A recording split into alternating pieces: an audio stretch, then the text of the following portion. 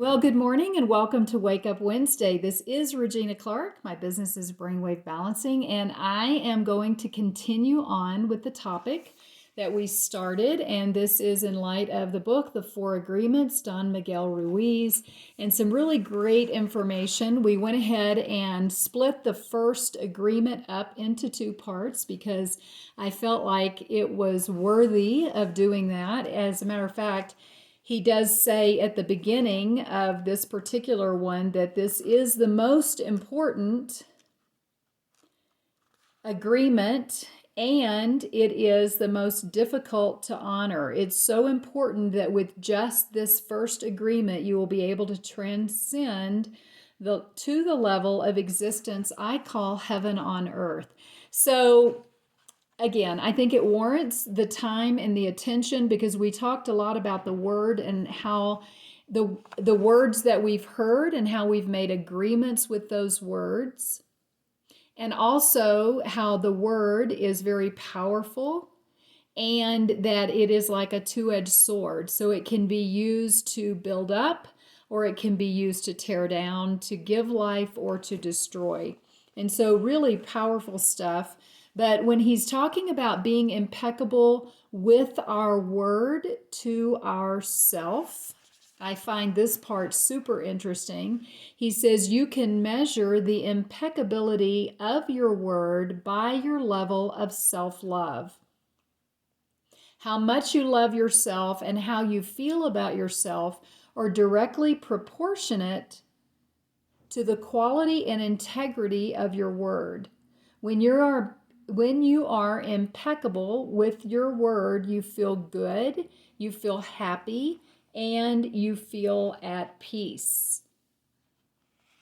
The way we use our words with ourselves, the way we constantly talk to ourselves, and most of the time it's not positive. So the way we use our word with ourselves, oftentimes we're looking in a mirror, we're thinking, oh, I look so fat, or I look ugly, I'm getting old, I'm losing my hair, look at all that gray hair, I really need to color. Yeah, it gets out of control sometimes. So I think it's pretty important that we listen to what we say when we talk to ourselves.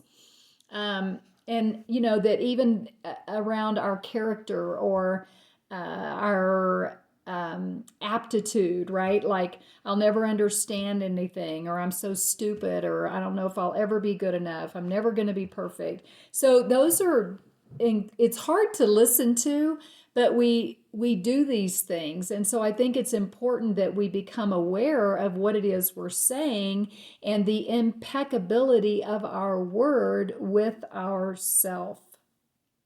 Because there's so many changes that can happen in our lives when we start making agreements with what is true. And it will help us not only with ourselves, but in the way we deal with other people. I know one of the things we've talked about this as well, the book Ready to Fly. And my chapter in this book, it is something that I talk about because this has been such a huge journey for me personally. So there's a section in here in my chapter that says love is the answer, and it's talking about the first and great commandment to love God with all your heart, soul, mind, and strength, and to love your neighbor as yourself. So again, to me, it's another way of looking at this truth that I have to come first in the equation, that I will never be able to love others any more than I love myself. So if it sounds arrogant or selfish to speak good things to myself or to love myself or to be kind to myself,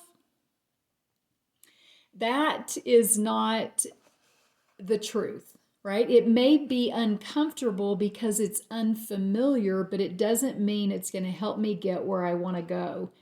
So if I'm not filled up first, I have nothing of value to offer.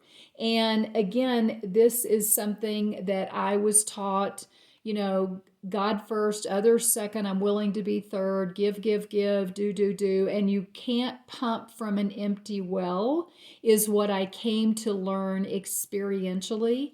That if you give everything away and you're not taking care of yourself first, then you're going to run out of juice. And then you're actually going to do more damage than good to the people that you're serving and doing all the good stuff for. So I just, again, I wanted to reference that because this is a very real topic for me. Another thing I wanted to say that I thought was so powerful, it was just this past week that I was at a working retreat for women up in Salida, Colorado, at a really cute little place. And we were together with other women. We did some brainstorming, we did some self reflection, meditation, lots of wonderful things. And then we also had time to work. But what I want to say about that is how important the power of words are. So there was an exercise that we did at the end because once we had some time to get to know each other and spend some time together and learn more about each other through these different exercises, we were given a piece of paper and it said, "What is true about Regina?" And it, it seems so silly, but it's still so powerful what we say and then what others say or affirm about us.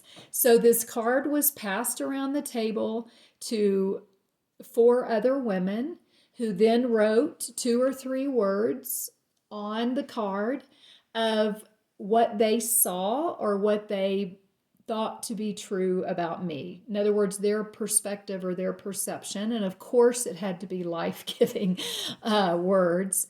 But I just want to say how much it means to people whenever you tell them what you see in them of their strengths and their qualities, because the majority of us are spending our time not always affirming those good things in ourselves, but that's why he says this first agreement is one of the hardest ones to do. So it's about being impeccable with my word. And again, that impeccability of my word to myself is super, super important. If I were to break old agreements, then I can create new agreements. And just this one agreement can change your whole life. The impeccability of your word can lead you to personal freedom, to huge success and abundance. It can take away all fear and transform it into joy and love. So that's what we have for this second part of this idea of the impeccability of our word.